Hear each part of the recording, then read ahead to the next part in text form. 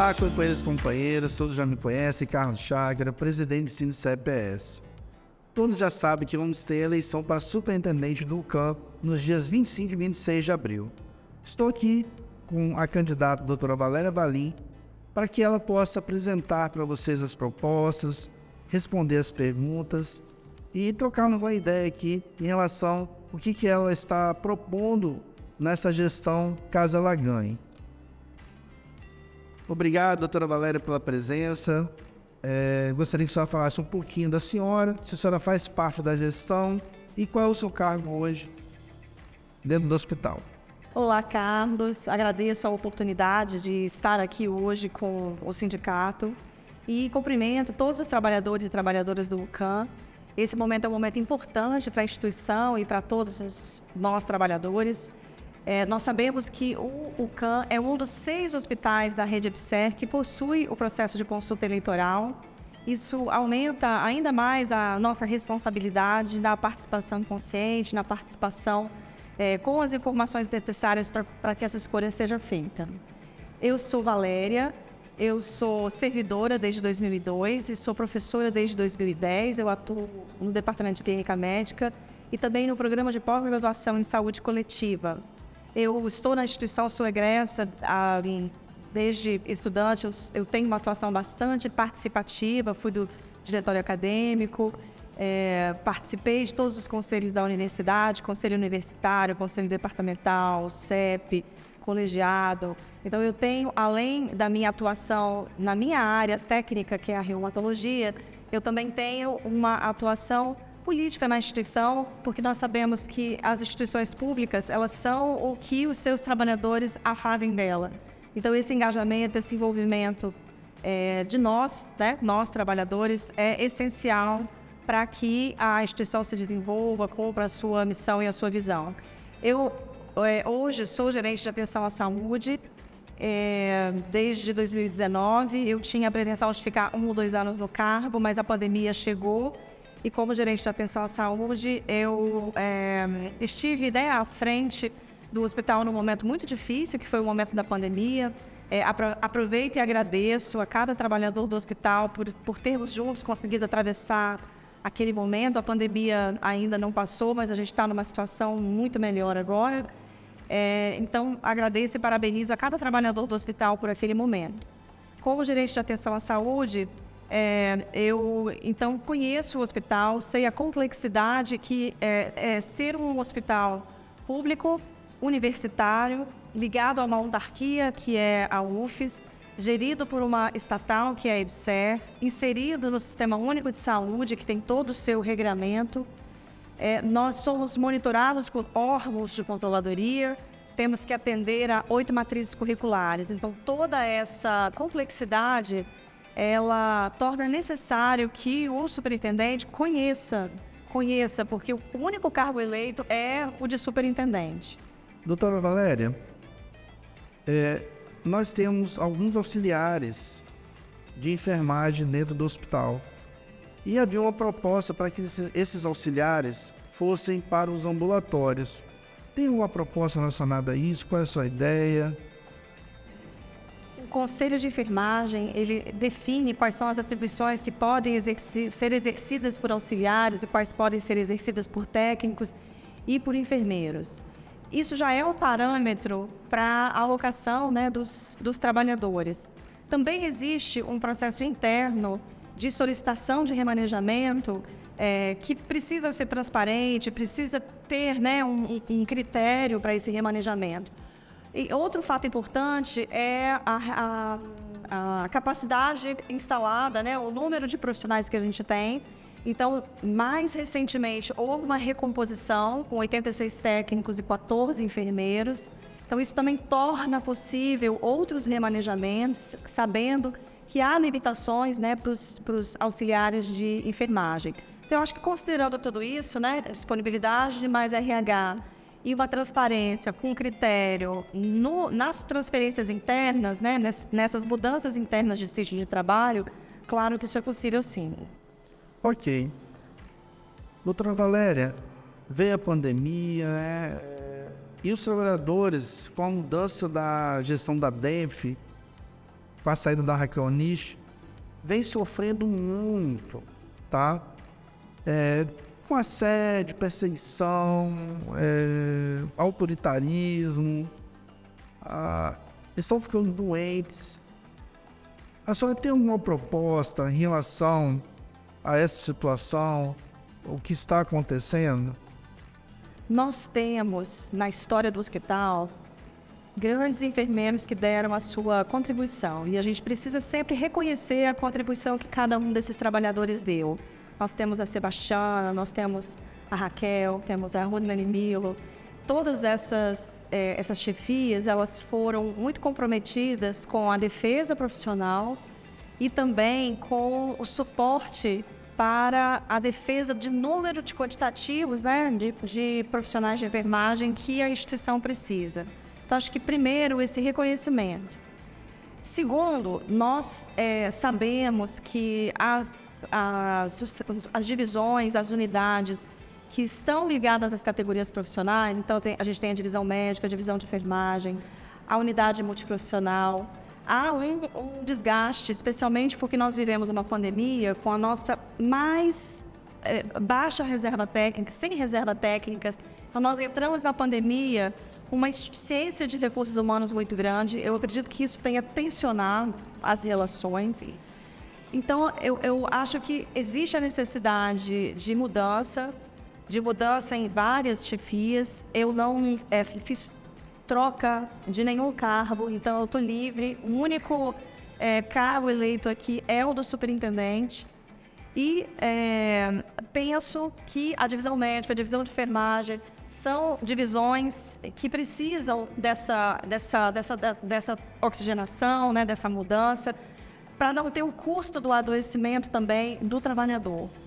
É muito importante que a DEF, além desse papel tão importante, né, da defesa profissional e da responsabilidade técnica pelas escalas, também seja um local de acolhimento. Eu tenho ouvido isso dos trabalhadores, eu acho que isso a gente pode sim proporcionar, né, trazer essa necessidade que a instituição tem, dessa aproximação, desse congraçamento da equipe de enfermagem junto à sua divisão. Doutora Valéria, o setor de imagem, ela já vem há muito tempo tendo problemas em relação à questão da gestão mesmo, né? O próprio sindicato ele recebe algumas denúncias, algumas queixas dos trabalhadores. E quando a chefia saía de férias ou de atestado, quem substituía fazia um excelente trabalho. Tem uma proposta para que haja um olhar mais criterioso em relação a isso? Aquela pessoa que às vezes substitui, ela de fato ficar no cargo em vez de sair? Eu acho que essa é uma unidade também complexa, né? Porque a gente tem a radiologia, a hemodinâmica, é uma unidade grande, é uma unidade que ela é transversal, né? Ela atende a todo o hospital. Eu acho que o desempenho das chefias, talvez você tenha outras perguntas aí mais à frente, o desempenho da chefia, ela pode ser medida, e eu acho que isso é uma ação que pode ser trazida como proposta. Ela pode ser medida nas suas habilidades de gestão, porque é importante algumas entregas, muitas entregas, em relação à eficiência, em relação, né, ao controle dos indicadores, ao engajamento nos projetos que são institucionais, mas também essa avaliação da relação interpessoal. Eu acho que essa é uma habilidade, comunicação e relação interpessoal, mediação de conflitos, né? São habilidades muito importantes numa chefia. Eu não tenho conhecimento, nenhuma dessas duas chefias que você citou, que tenha chegado pela ouvidoria ou que tenha chegado de forma oficial alguma denúncia ou alguma queixa. Mas eu acho que é importante que a gente abra espaços, e aí não falando especificamente de uma ou de outra chefia, que a gente abra espaços para que as informações possam chegar. Eu acho que a avaliação entre pares, isso acontece, por exemplo, na avaliação de progressão da UFES, dos RJUs, em que nós avaliamos os pares, avaliamos as chefias E isso pode fazer parte, por exemplo, de uma ação estratégica mais adiante. Doutora Valéria, os trabalhadores, deram início às suas atividades no hospital em 2014. E alguns ocuparam cargos de chefias desde 2014 e não saíram mais, parece com a cadeira cativa. Tem alguma previsão? Qual é a sua posição, a sua ideia em relação a essa situação dessas pessoas estarem ocupando o cargo de chefia há tanto tempo e outras pessoas boas também não terem a mesma oportunidade? Carlos, eu acho que você está tocando num ponto que é muito sensível e muito importante. Eu acho que a instituição ela merece uma reflexão, porque tem vários aspectos disso, né? Então, assim, de um lado, nós podemos ter chefias que estão há muito tempo, que fazem entregas, que são bons gestores e que são validados também. E que talvez a saída dessa pessoa possa ter um impacto institucional. Por outro lado, quando a pessoa fica muito tempo no cargo, ela talvez perca um pouco a capacidade de perceber, de propor, porque é importante a renovação, né? Então, acho que a gente tem os dois aspectos. Eu acho que cabe, sim, uma reflexão, mas ela precisa ser madura, porque o revezamento de chefias baseado no tempo, ela não é uma proposição responsável. E é interessante que a gente tem, entre os apoiadores dos dois lados, pessoas que perderam cargo e pessoas que estão no cargo. Na verdade, eu acho que a gente tem que ir além, né? Eu acho que o sindicato, a instituição, precisam estar comprometidos com uma reflexão madura sobre isso. De não haver a busca pelo cargo, só pelo cargo, ou só pelo comissionamento do cargo, mas porque a gente precisa de novas lideranças, né? E aí eu acho muito importante que os trabalhadores comparem os candidatos. Qual é o candidato que sentou no cargo? Qual é o candidato que formou líderes e deu oportunidade para esses líderes assumirem chefia? Então eu acho que de tudo que a gente falou aqui, o mais importante, eu acho que é não desmotivar as nossas potencialidades humanas, porque com certeza nós temos maravilhosos líderes. Você citou que é, por exemplo, um líder que substituiu uma unidade. Então, nós precisamos, sim, criar estratégias para qualificar, identificar, dar oportunidades para que esses líderes possam crescer, se desenvolver e ocupar cargos também. Ok, doutora Valéria, há pouco tempo atrás a gente teve um problema muito grande em relação à entrega de atestados, né? Era de 7 às 9, de segunda a quinta. Isso acabou penalizando muitos trabalhadores que já adoecidos ainda tinham dificuldade de levar seus atestados. Hoje, a senhora acha viável a entrega dos atestados via WhatsApp, e-mail, algum caminho institucional que não seja só presencialmente?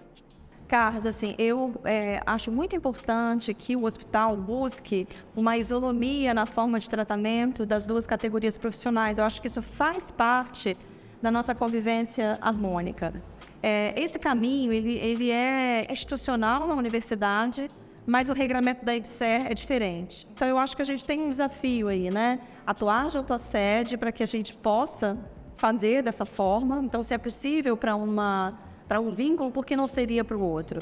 E eu acho que uma outra ação que pode facilitar é o aumento do número de horários para que o trabalhador não tenha restrição, né, no dia que ele vai entregar o atestado, ainda tem que se encaixar numa janela estreita de horários.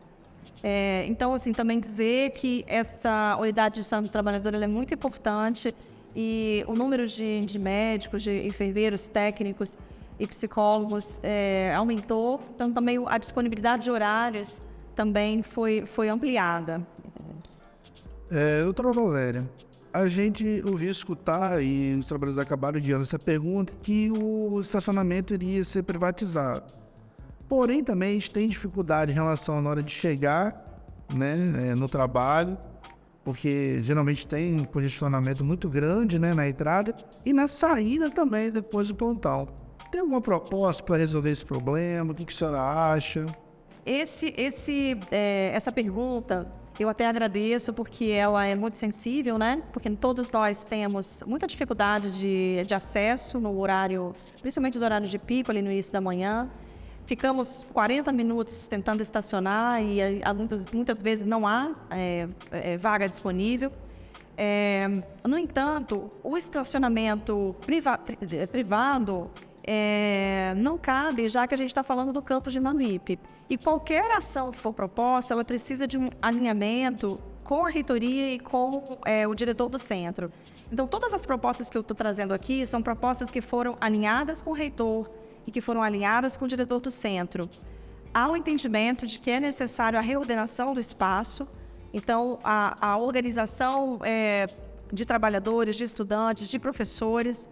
A gente sabe que o espaço do estacionamento do EMOIS, ele é menos utilizado por nós e mais utilizado por usuários e a comunidade do Santa Rita. Então, o controle de acesso naquele espaço é muito importante. O escoamento de veículos pela Avenida Maruípe, ela também é necessária. Então, com o ambulatório 1 e ainda sabendo da necessidade de mais vias de acesso, também nós podemos, em curto prazo, reordenar esse acesso viário com o escoamento pela Avenida Maruípe e o acesso do ambulatório 1 por fora. Novas vagas de estacionamento são necessárias, novas vagas vão vir com o ambulatório 1 e novas vagas podem ser planejadas em áreas em que não tenha, não seja de preservação ambiental, que não tenha a derrubada de árvores, mas nós podemos sim planejar novas vagas. Essas novas vagas podem ser sem construção ou com construção. Acho que é preciso que, a médio prazo, a gente pense também em alguma construção. E ali, aquele espaço do EMOIS é um espaço de melhor interseção entre o pátio do UCAM e o campus de Maruípe. Ótimo. Os trabalhadores há muito tempo vêm se queixando em relação à lanchonete no hospital. Até pouco tempo nem recebia cartão, era só dinheiro. Caro, atendimento ruim, o espaço ruim. E eles vêm nos reivindicando para que a gente consiga colocar a lanchonete dentro do hospital para fornecer um lanche de qualidade a preço de custo, para que realmente a gente consiga atender essa demanda do hospital relacionado à refeição do trabalhador, já que uma vez o próprio hospital não fornece essas refeições. Como é que a senhora vê isso? Tem algum projeto? Essa é uma pergunta também de grande impacto, na qualidade de vida das pessoas que estão no UCAM. Então, assim, primeiro, esclarecer que a cantina, ela não é do hospital, Ela é governada pelo CCS, pela UFES. É a única cantina, ela é realmente a qualidade do serviço não é boa, é insuficiente, fecha aos domingos, fecha mais cedo no sábado, Então, tem sim uma proposta. Primeiro, o refeitório ele vai poder atender não apenas aqueles que estão no plantão, mas aqueles que desejarem se alimentar lá. Não é baseado no lucro, então certamente um custo menor do que seria em outros locais. Há também a possibilidade do uso compartilhado do espaço com micro-ondas para que as pessoas possam aquecer suas quentinhas. E a previsão de uma licitação, aí sim, uma cantina, uma lanchonete do UCAM, no espaço do refeitório, no espaço do nosso novo refeitório. Então, essa é uma necessidade, ela é viável e ela vai ser concretizada. Doutora Valéria, uma trabalhadora veio transferida de Minas Gerais e lá a chefia da DENF ela é feita por eleição. A gente pode ter esse mesmo modelo aqui no UCAM? O que a senhora acha? Então, a gente teve um avanço, Carlos? A gente teve um avanço porque os processos seletivos agora... existe processo seletivo para chefia. Eu acho que isso é um grande avanço. Essa é uma política institucional, é uma política da IBSER. Então, nesse critério, não está incluído a eleição. Então, eu acho que isso pode ser conversado, mas aí tem que ser conversado porque existe um regramento maior que nós. Agora, eu acho muito importante que o corpo de enfermagem se sinta representado na divisão de enfermagem. Então, que nesse processo seletivo possam participar pessoas que possam ter essa, né, penetração, esse conhecimento. Eu acho que é uma boa oportunidade. Bom, hoje temos muitas enfermeiras assistenciais que prestam serviços administrativos. Isso acaba criando um déficit enorme em relação à assistência e prejudica muito, inclusive, os próprios companheiros que acabam ficando sobrecarregados. Como é que a senhora vê esse problema? Tem alguma solução proposta? Carlos, esse problema, na verdade, a gente está falando de duas coisas que impactam nisso. A primeira é dizer o seguinte, que o profissional de enfermagem é a nossa categoria profissional mais numerosa, é a mais transversal, ela está inserida em todos os processos de trabalho. Hoje a gente tem a necessidade que os profissionais de enfermagem atuem sim na gestão. É bom que a gente tenha profissionais de enfermagem em cargos de gestão, porque esse olhar, essa formação da divisão de dos enfermeiros, ela é essencial na gestão. E a gente tem um equilíbrio entre o número de, por exemplo, médicos e enfermeiros que estão em algum cargo de chefia. Então, eu vejo com muito bons olhos que enfermeiros estejam em cargo de gestão. Mas talvez o outro ponto que esteja, né, por trás dessa pergunta é o fato de alguns enfermeiros, em algum momento, estarem ou terem atuado com uma atividade administrativa que deveria ser executada pela chefia, talvez uma chefia de não enfermagem. Então, eu acho que isso é uma coisa que tem que ser combatida, ela foi combatida, deve ser combatida, ela deve ser esclarecido para esse profissional de enfermagem que o enfermeiro ele tem a atribuição de liderar os processos assistenciais da enfermagem e que ele na assistência qualifica a assistência porque ele é o líder desse processo. Se tem algum enfermeiro que está numa atividade de secretariar o chefe, isso é uma não conformidade que precisa ser informada, denunciada, trazida ao sindicato.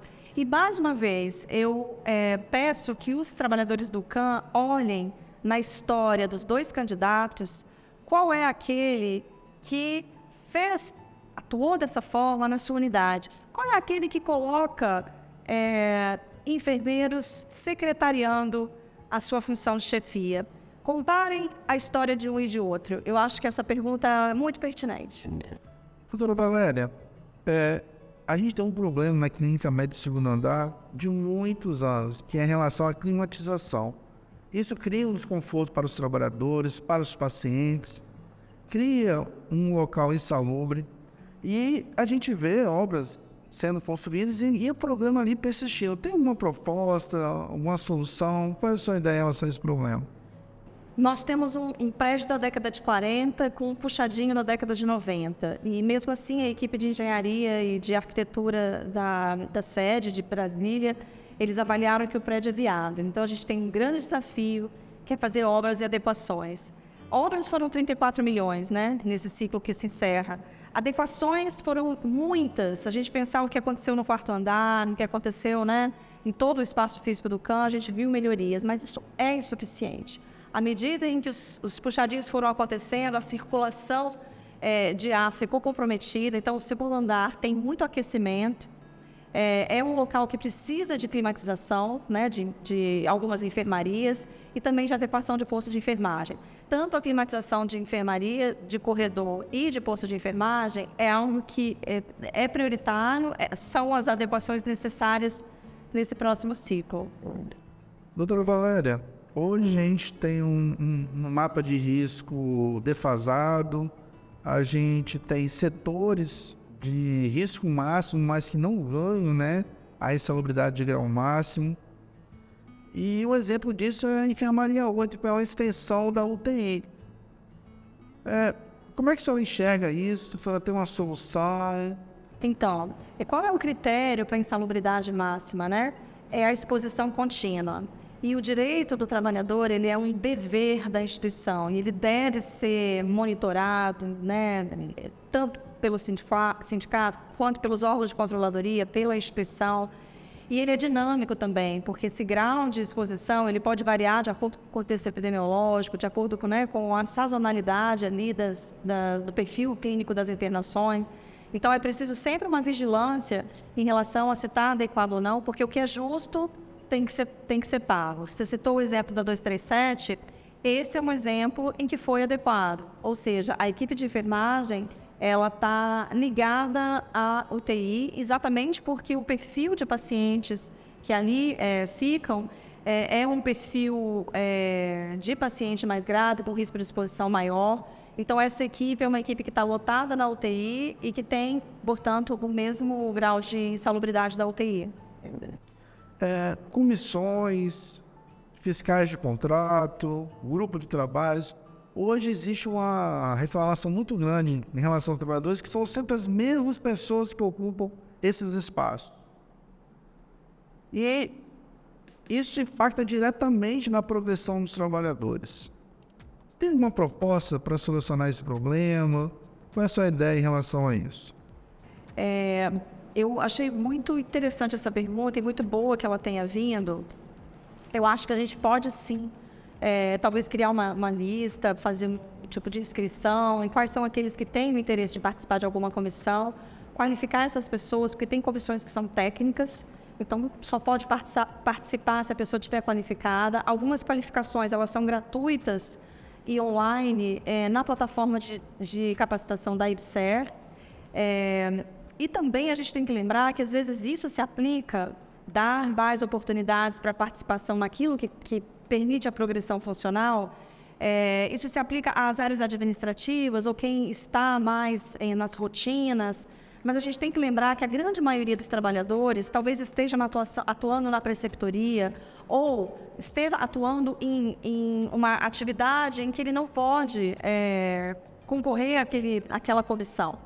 Então, eu acho que a gente precisa olhar para a instituição e ver aonde estão outras oportunidades de progressão. Por exemplo, a atuação na preceptoria, eu vejo que um hospital que tem a missão de viabilizar o ensino, a atuação na preceptoria de maneira mais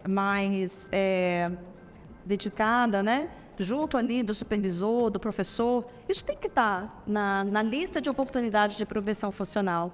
Então, eu acho que não só abrir oportunidades para aqueles itens, né, para aquelas formas de progressão que já existem, mas a gente pensar em outras formas também, porque talvez essa limite, dependendo de qual é o trabalho que a pessoa desempenha na instituição. Doutora Valéria, em relação às denúncias que os trabalhadores fazem à ouvidoria contra a chefia, às vezes, devido a um assédio, perseguição, essas denúncias, eles reclamam que elas não vão à frente. Mas quando a denúncia é feita contra o trabalhador, a primeira coisa que acontece é ou a gestão montar uma comissão permanente para poder investigar, ou chamar o trabalhador para fazer um TAC, ou oprimir. Como é que a senhora enxerga isso? Tem alguma proposta para que isso possa mudar? Eu considero que essa é uma das perguntas mais importantes que foram feitas. Sem dúvida, precisam de não só uma ação, mas várias ações para que a gente possa dar espaço para as pessoas falarem o que não é conforme, o que não é adequado, o que não é aquilo que é a política institucional. E isso precisa ser feito não só no caminho, vamos dizer, oficial, que é a ouvidoria, que é um caminho muito importante, porque o que é denunciado ali não fica na instituição só, isso tem uma visibilidade externa, então isso é muito importante, que as pessoas denunciem sim na ouvidoria, porque isso gera, né, processos administrativos, então é necessário que isso aconteça. Às vezes, é difícil que quando tem a denúncia, não se saiba os envolvidos, porque o hospital é um hospital onde as pessoas se conhecem. Quando é uma denúncia da chefia, né, às vezes, aquele contexto ali já deixa... A pessoa se sente exposta. Então, eu acho que outros canais de comunicação, o próprio sindicato, né, canais de comunicação direto com a superintendência, agenda protegida, rodas de conversa. O programa de qualidade de vida do trabalhador está no meu projeto, no meu plano de trabalho. Ele inclui essas rodas de conversa para a gente identificar clima organizacional, necessidades de saúde, necessidades, conflitos que existem naqueles setores. Então, eu acho que a gente precisa, sim, de todas essas estratégias. E eu acho muito importante que cada trabalhador que vai fazer a escolha do seu superintendente olhe no histórico dos candidatos quem teve alguma história de acusação de assédio. Eu acho que da mesma forma que um corregedor não pode ter tido nenhuma denúncia, não importa se foi dado causa ou não, o importante é que houve sim uma situação de conflito a ponto da pessoa se sentir assediada. Então, que vocês vejam na história de cada um dos candidatos, qual deles teve histórias muito graves de assédio. Doutora Valéria, hoje a gente sabe que o PS ele não tem condições de acolher todos os pacientes. E acaba que a hemodinâmica está servindo de meio que um para-raio, uma retaguarda. E não deveria acontecer isso. Tem uma proposta para resolver essa situação? Na verdade, isso não está acontecendo, né? A hemodinâmica nunca foi retaguarda do PS. O que acontece é que existe uma necessidade da instituição de ter um determinado número de leitos de retaguarda para que a gente cumpra aquilo que é a responsabilidade da instituição.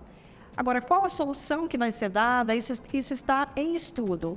O espaço da hemodinâmica, ali tem uma enfermaria que pode ser considerado um espaço para ser adequado para leito do pronto-socorro, mas não dentro de um setor como o setor da hemodinâmica, é um setor limpo, é um setor que tem um fluxo totalmente distinto de um pronto-socorro. Então, eu não sei qual vai ser a solução, isso está em estudo. A gente tem uma grande obra, que é a obra do térreo, a hemodinâmica está no térreo, o PS está no térreo, então eu acho que é a oportunidade para a gente encontrar espaços de leitos de retaguarda. E se for um espaço próximo à hemodinâmica, jamais com o mesmo fluxo, jamais com a mesma equipe, porque leito de interação não pode estar junto de leito de retaguarda da hemodinâmica, né? São coisas diferentes. Entendi.